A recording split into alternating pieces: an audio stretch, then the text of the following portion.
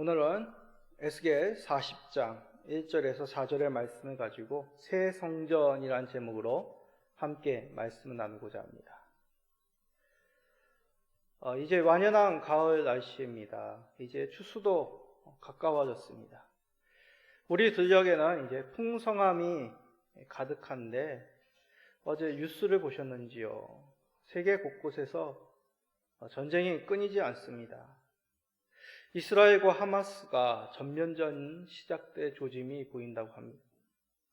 참고로 하마스란 예전 팔레스타인 해방기구에서 갈라져 나온 강경 단체라고 합니다. 하루속히 이 전쟁이 끝나기를, 그리고 러시아 우크라이나 전쟁도 하루속히 끝나기를 소망합니다.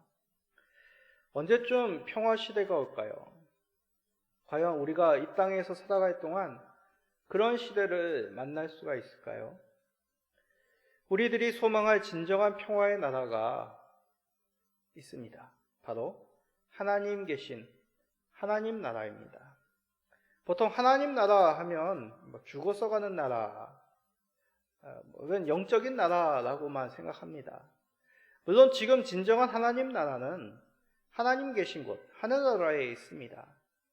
그러나 우리가 하나님 나라를 미리 경험할 수 있는 길이 있습니다. 바로 이 땅에 오신 새 성전. 오늘 말씀이 바로 이를 에스겔을 통해서 환상으로 보여주시는 말씀입니다. 이 땅에 오신 새 성전이 도대체 무슨 의미일까요? 오늘 말씀을 통해 우리가 소망하는 새 성전, 우리가 꿈꿔야 될 그 하나님 나라를 미리 맛보는 우리 성도님 되시기를 간절히 간구드립니다. 자, 이스라엘 사람들에게 있어서 성전은 마치 고향과도 같은 존재입니다. 그러나 성경에서 말하는 성전은 우리의 마음의 안식처이다. 그런 의미보다도 더 근본적인 의미를 우리들에게 말씀하십니다. 바로 하나님이 계신 하나님의 집이라고 하십니다.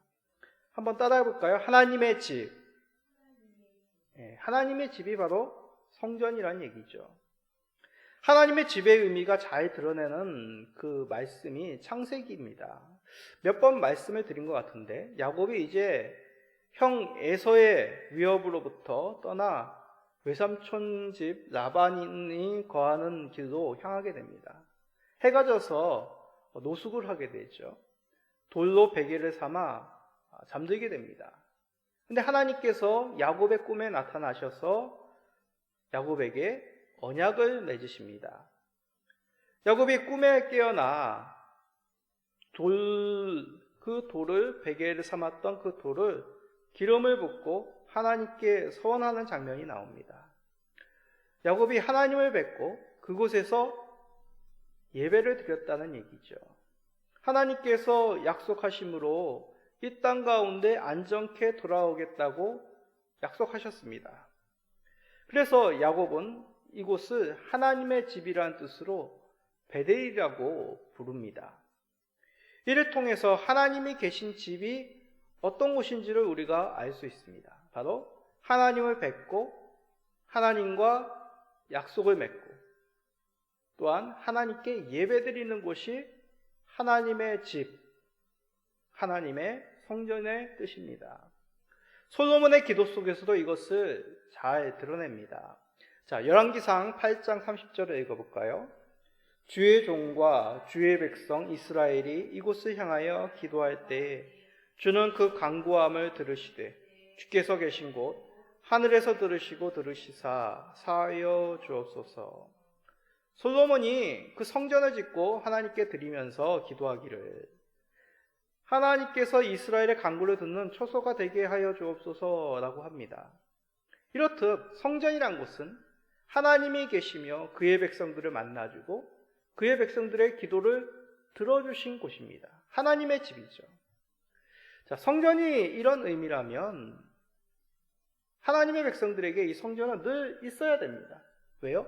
하나님을 만나야 되니까. 하나님께 나아가야 되니까. 하나님의 백성들에게 있어서 이 성전은 결코 없어질 것이 아닙니다.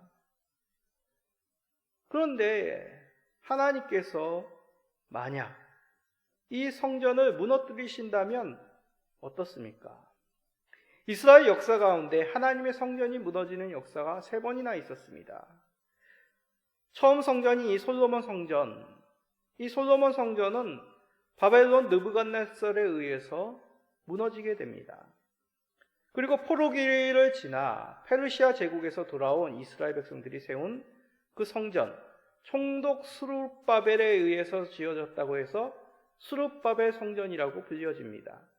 이 스룹바벨 성전은 로마 폼베이우스 장군에 의해서 파괴됩니다. 그리고 헤롯 시대 때 이 폐허된 성전을 대규모로 재건합니다. 이 성전을 헤롯 성전이라고 합니다. 이 헤롯 성전도 역시 로마 디도 장군에 의해서 파괴가 됩니다. 지금 잠시 그 이스라엘 성전을 이루고 있던 일부의 성벽이 남겨져 있고 이스라엘 백성들이 그곳에 모여 울며 기도하는 그런 장면, 뉴스, 사진들을 보신 적이 있을 것입니다. 왜 이스라엘 성전이 무너진 것일까요? 하나님이 계신, 하나님의 백성들을 만나주시는, 하나님의 백성의 기도를 들어주시는 하나님의 집이 말입니다.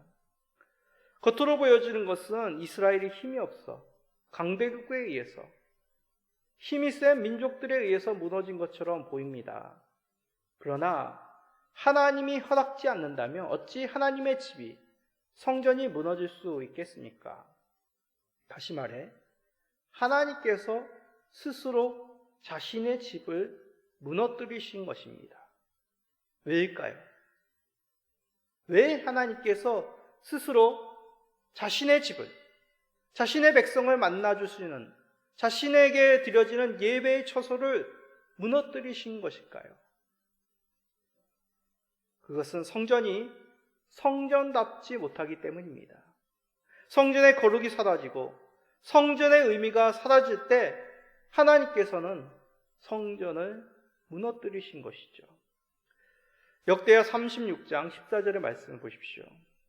모든 제사장들의 우두머리들과 백성도 크게 범죄하여 이방 모든 가증한 일을 따라서 여호와께서 예루살렘에 거룩하게 두신 그의 전을 더럽게 하였으며, 하나님의 백성이라고 하는 이스라엘이 하나님이 싫어하시는 행동들을 서슴없이 합니다.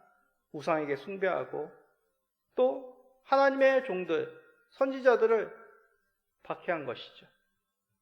성전이 성전답지 못하니 하나님께서는 말씀의 사역자, 선지자들을 보내어 경고하십니다. 이 성전을 다시 깨끗게 하여라, 거룩하게 하여라 거듭 경고하셨습니다. 그러나 끝내 이스라엘은 회개치 않았습니다. 자신들의 그 악한 길로 그들은 담대히 나아갔죠. 그러기에 하나님께서는 스스로 이 성전을 무너뜨리신 것입니다. 성전이 성전이 아니기에 하나님께서는 그 임재를 거두시고 하나님의 영이 떠나는 환상으로 예수에게 보여줘 더 이상 이 성전에 머물지 아니하심을 나타내셨습니다. 자, 에스겔 11장 23절입니다.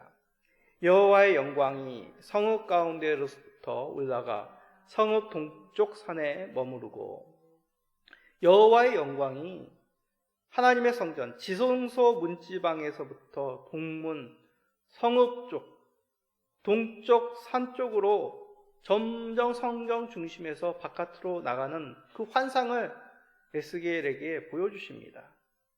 그래야 하나님의 영광이 더 이상 이 성전, 예루살렘 성전에 머물지 않았음을 보여주신 것이죠. 자, 만약 하나님께서 여기까지만 말씀하셨다면, 계시하셨다면 우리는 하나님은 공의로우신 하나님이구나, 성전이 그 기능을 성전답지 못하면 하나님께서 그 임재의 처소를 거두시는구나까지만 우리가 이해할 것입니다. 그러나 하나님은 떠나신 이 성전을 떠나신 이유가 바로 성전을 새롭게 짓기 위하여, 새롭게 하시기 위하여입니다. 성전이 무너진 후 하나님은 이 땅에 하나님의 임재의 초소가 없는 상태로 그대로 내버려 두지 않으십니다. 그 시작을 알리는 말씀이 바로 오늘 읽었던 에스겔 40장 1절입니다. 자, 에스겔 40장 1절을 다시 한번 읽어봅시다. 우리가 사로잡힌 지 25째 해, 성이 함락된 후 14째 해, 첫째 달 10째 날에 곧 그날에 여호와의 권능이 내게 임하여 나를 데리고 이스라엘 땅으로 가시되. 자, 포로가 된 지 25째 해라고 얘기합니다. 포로 된 지 25년이 됐다는 얘기죠. 그리고 성이 함락된 후 얼마나 됐다고요? 14째 해, 14년이 지났다고 합니다. 25, 14라는 숫자를 주목하십시오. 25는 50년의 반입니다. 성경에서 50년 하면 생각나시는 게 뭐가 있을까요? 100의 반이라고요? 예, 물론 100의 반입니다. 성경에서 50년은 희년을 의미합니다. 희년이란 모든 채무의 관계가 사라지는 자유의 해, 회복의 해입니다. 자신들의 범죄와 하나님의 징계로 이방에 포로된 이스라엘이 이제 자유를 얻어 희년이 되기까지 반이 되는 그 시점이 사로잡힌 지 25째 해라는 뜻입니다. 그럼 14는 뭘까요? 14년은 7년마다 돌아오는 그 안식년을 상징합니다. 하나님께서는 이스라엘의 약속의 땅에 들어가면 7년마다 한 해를 안식년을 지키라고 하셨습니다.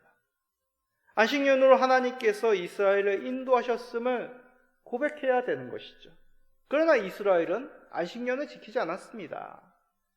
자신들의 힘, 다른 것이 자신들의 안정, 자신들의 번영을 보장한다고 생각했던 것이죠.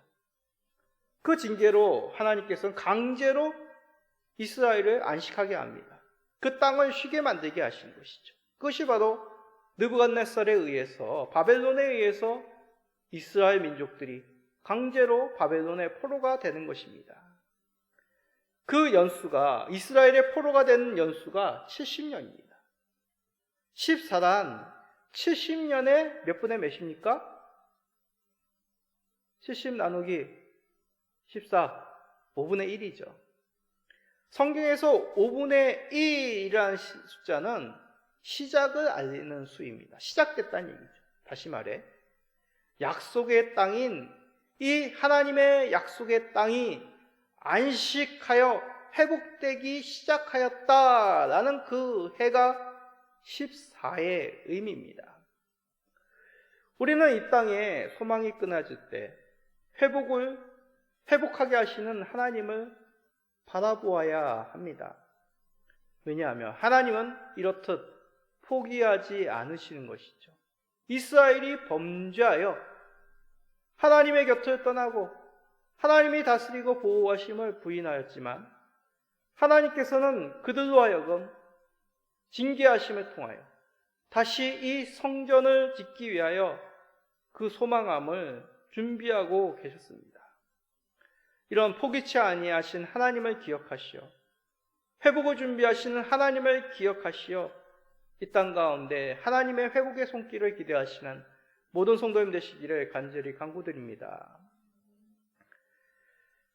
자, 이런 때에, 시작을 알리는 때, 회복을 알리는 그때에 하나님께서 하늘의 성전을 바라보도록 에스겔에게 환상을 주신 것이죠.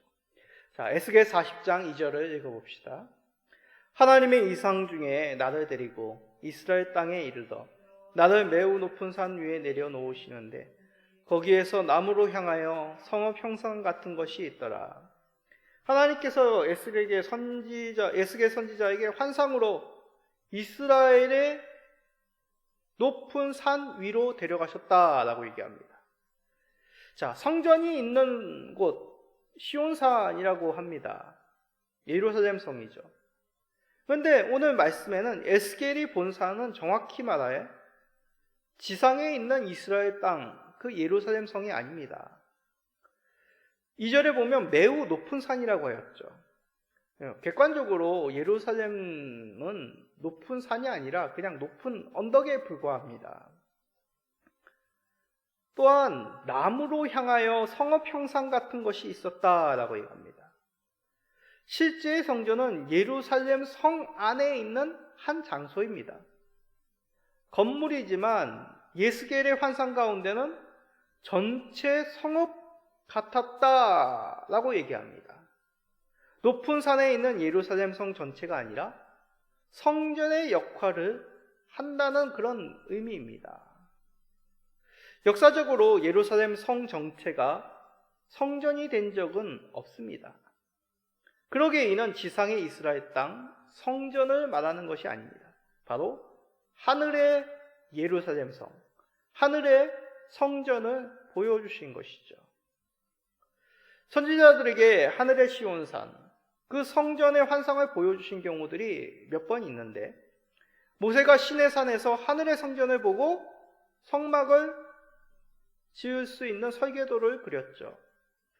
스가랴 선지자에게도 하늘의 성전을 모습을 보여주셨습니다. 그리고 우리가 잘 알고 있는 사도 요한에게 반모섬에서 하늘의 성전 그 환상을 보여주셨죠. 이 뜻은 땅의 성전은 하늘의 성전의 모형이다 라는 그런 의미입니다. 모형이란 건 뭡니까? 원본을 보고 그리는 것이죠. 비슷하게 만드는 것입니다. 성전의 환상을 통하여 하나님께서는 하나님의 백성들에게 그 하늘의 성전의 모형을 보여주신 것이죠. 그런데 모형이 원본을 잘 드러나지 못한다면 어떻게 해야 됩니까? 가짜죠. 부셔야 됩니다. 예루살렘 성전이 하늘의 성전의 모습을 잘 드러내지 못하니 하나님께서 무너뜨리시고 새로운 하늘의 성전, 그 진전한 성전을 에스겔을 통하여 환상으로 보여주시는 것이죠. 그러면 우리가 생각해야 할 것, 하늘의 성전이 도대체 뭐냐는 얘기입니다. 에스겔 40장부터 끝까지 하늘 새 성전의 모습을 자세히 기록하고 있습니다. 성벽이 얼마이고 땅이 얼마이고 높이가 얼마이고, 오늘 읽은 본문에서는 그 새 성전을 새롭게 측량하는 장면이 기록되어 있습니다. 자, 에스겔 40장 3절입니다. 나를 데리시고 거기에 이르시니 모양이 녹같이 빛난 사람 하나가 손에 삼줄과 측량하는 장대를 가지고 문에 서 있더니, 모양이 녹같이 빛나는 사람이 서 있다. 평범한 사람이 아니죠. 천사입니다. 그런데 그 손에 무엇을 들고 있습니까? 녹같이 빛난 이 사람이 길이를 잴 수 있는 삼줄과 장대를 들고 성문 앞에 있습니다. 무슨 말이겠습니까? 이제 시작한다. 이 성을 들고 있는 삼줄과 장대로 재겠다라고 얘기합니다. 우리 성도님들 혹시 집을 지어 보셨습니까? 아니면 무엇을 만들어 보신 적이 있으십니까? 길이가 얼마인지, 넓이가 얼마인지 그것을 알고자 할 때 잽니다. 커튼을 달 때, 가구를 놓을 때. 집을 지을 때 측량한다는 그 의미가 바로 이런 것입니다. 구역을 정하고 누구의 소유인지 정확히 이것을 짓고자 할 때 측량을 하는 것이죠. 새 하늘 성전의 규격을 측량한다는 것은 바로 이런 의미입니다.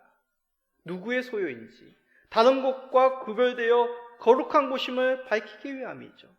성읍의 규격, 그 땅의 규격을 측량함으로 하나님이 다스리는 곳이 분명하다는 것을 밝히고자 함입니다. 거룩한 곳이기에 어떤 외부의 침입, 더러운 곳으로부터 이곳이 안전하게 거룩하게 지켜지는 하나님이 다스림이 분명한 하나님의 집임을 나타내기 위하여 측량하는 것이죠. 외부로부터 부정한 것이 침범당하고 하나님의 법도가 온전히 이루어지지 않는 그런 거룩한 성전을 새롭게 짓기 위함입니다. 하나님께서 이루어주실 이 생전은 바로 그런 성전입니다. 지상에 있었던 예루살렘 성에 있었던 시온 성전과 같지 아니하고 하나님의 온전한 통치가 이루어지는, 하나님의 공의가 이루어지는, 하나님의 보호가 이루어지는 참된 새로운 성전을 짓기 위하여 이 천사를 통하여 그 환상을 에스겔에게 보여주신 것이죠. 우리가 소망할 성전이 바로 이러한 것입니다.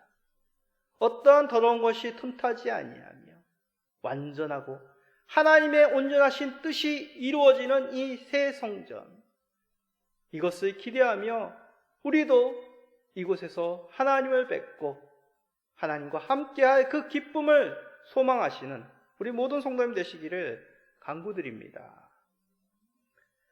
그럼 여기서 우리가 가져야 될 것, 과연 그러면 그런 새 성전과 우리의 신앙, 우리의 삶과는 어떤 관계가 있는가? 그것을 살펴보아야 됩니다.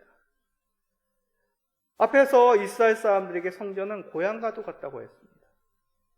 그래서 그들은 아직까지 메시아를 기다리며 성전 회복 운동을 합니다. 제4성전이 건축되기를 그들은 희망합니다. 지금 일어나고 있는 이스라엘과 팔레스타인과의 전쟁, 물론 생존과 또한 정치적인 의미도 있겠죠. 그렇지만 그 바탕에는 시오니즘, 시온의 성을 다시 회복하고자 그런 신학적인 어떤 소망함들이 있는 것입니다. 이것이 맞습니까? 구약의 이스라엘로 신약 시대를 살아감이 맞다고 생각하십니까? 우리 그리스도인들이 소망한 새 성전은 어디일까요? 우리가 주일 오전 이 좋은 가을 날씨에 다른 곳에 가지 않고 이 예배의 자리를 먼저 찾아오신 이유가 무엇입니까? 세상 다른 무엇으로 우리의 안식을 얻지 못하기 때문에 성전이 아닌 곳, 하나님이 계신 진정한 성전을 찾고자 하기 위하여 이 주일 예배의 자리로 나오신 것 아니겠습니까? 하나님께서는 이 사실을 알고자 에스겔에게 환상을 보여주신 것입니다. 이 땅의 성전이 아니라 하늘의 새 성전을 소망하며 그 소망함 가운데 너희들이 참된 안식을 얻기 위하여 그 만날 곳을 새롭게 짓기 위하여 우리들에게 허락하시기 위하여 에스겔에게 말씀하신 것이죠. 그래서 하나님께서는 에스겔에게 이 모든 사실들을 보고 들은 것을 전하라, 그렇게 말씀하십니다. 에스겔 40장 4절입니다. 그 사람이 내게 이르되 인자야 내게 보이는 그것을 눈으로 보고 귀로 들으며 내 마음으로 생각할지어다. 내가 이것을 내게 보이려고 이리로 데리고 왔나니 너는 본 것을 다 이스라엘 족속에게 전할지어다 하더라. 에스겔에게 천사를 통하여 말씀하시기를 눈으로 보고 귀로 들으라. 너가 환상으로 보고 있는 주께서 이것을 계시하는 것을 보고 들으라 라고 말씀합니다. 마음속에 상상하거나 거짓되고 허황된 것을 보고 듣지 말고 예전 것을 그냥 마음속에 품고 그리워만 하지 말고 이제 새롭게 너에게 보여주신 것을 보고 들으라, 기록하라 들려주십니다. 하늘의 성전은 우리들에게 보여주시고 들려주신 것입니다. 결코 우리는 상상으로만 예전 것으로만 머물러서는 안 된다는 것이죠. 우리들에게 보여주신 에스겔을 통하여 보여주신 그 하늘 성전의 모습을 우리는 기억해야 됩니다. 그리고 생각하라고 하십니다. 이게 과연 무슨 뜻일까? 하나님의 말씀하시는 그 우리가 품어야 될 새 성전, 하나님이 우리를 만나주시고 기도를 들어주시는 그 성전이 어떤 것인가 생각하라고 말씀합니다. 하나님이 주시는 생각, 하나님이 영으로 우리를 새롭게 하시는 그 맑은 영을 통하여 우리는 이 꿈꾸어 주시는 새 성전을 생각해야 되는 것이죠. 마지막으로 전하라고 합니다. 무엇을 전해야 되는 것일까요? 우리가 생각하고 전해야 될 이 새 성전은 무엇이겠습니까? 바로 요한계시록을 통하여 궁극적으로 우리에게 보여줄 새 성전을 밝히십니다. 요한계시록 22장 22절입니다. 성 안에서 내가 성전을 보지 못하였으니 이는 주 하나님 곧 전능하신 이와 및 어린 양이 그 성전이심이라. 요한 사도를 통하여 미리 최종적으로 하늘 성전에 대해서 말씀하시기를 뭐라고 얘기합니까? 성전이 있습니까? 성전을 보지 못했다. 왜냐하면 어린 양이 그 성전이기 때문입니다. 다시 우리 따라해 봅시다. 어린 양이 새 성전입니다. 네. 에스겔이 본 환상도 이 땅 가운데 성전이 아니었습니다. 성읍 같은 형상이라고 얘기했습니다. 왜냐하면 성전이 없기 때문이죠. 예수 그리스도께서 친히 성전이 되시기 때문에 성읍 같은 형상이라고 얘기합니다. 성전 같은 그 모습을 품고 있는 형상이라는 얘기죠. 바로 새 성전은 예수 그리스도의 본성입니다. 성전에서 행하지는 일, 결국 예수 그리스도로 말미암아 이루어진 일이죠. 예수 그리스도로 말미암아 하나님을 뵙고 예수 그리스도의 이름으로 말미암아 우리가 하나님께 간구할 수 있는 길이 열렸습니다. 그러기에 새 성전은 한 장소, 한 건물이 아니라 예수 그리스도 그 자체입니다. 그러기에 새 성전은 마지막에 예수님의 재림으로 완성되는 하나님 나라입니다.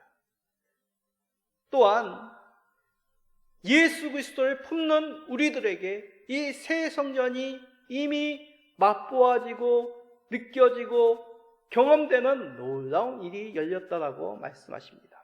고린도전서 3장 16절입니다. 너희는 너희가 하나님의 성전인 것과 하나님의 성령이 너희 안에 계신 것을 알지 못하느냐.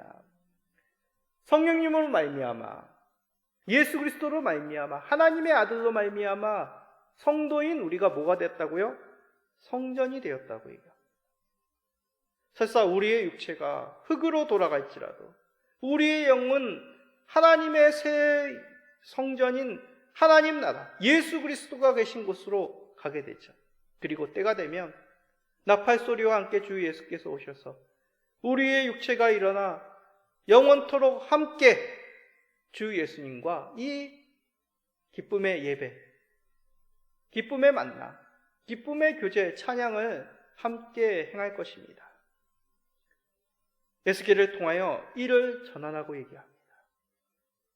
예수 그리스도께서 우리의 새 성전이요, 성령의 전이요, 우리가 바로 그런 모인 예수 그리스도의 이름으로 모인 이 공동체가 바로 하나님께서 우리에게 맛보아 주신 그 하늘 성전의 모델임을 우리에게 말씀하신 것이죠. 세상은 다른 무엇을 바라보며 안식하기를 원합니다. 그런 소망함을 가지고 있죠. 유토피아를 만들자, 평화의 시대를 만들자. 그러나 우리는 이미 평화의 이름, 안식의 이름인 새 성전 예수 그리스도를 허락받았습니다. 예수 그리스도를 우리 구주로 믿을 때 우리의 자신이 하나님이 계신 예수 그리스도가 계신 성령님이 계신 새로운 성전이 되었음을 이 말씀을 통해서 확신하게 되는 것이죠. 새 성전이신 예수 그리스도를 우리 속에 모시고 주인으로 삼아 우리가 모이는 이 교회, 예수 그리스도의 이름으로 모인 이 교회가 바로 하늘 성전의 모델이 되기를, 하늘에서 경험해 그 하나님과의 귀한 깊은 평안과 안식의 그 기쁨을 맛보시는 우리 모든 성도님 되시기를 예수 그리스도의 이름으로 축복드립니다. 아멘.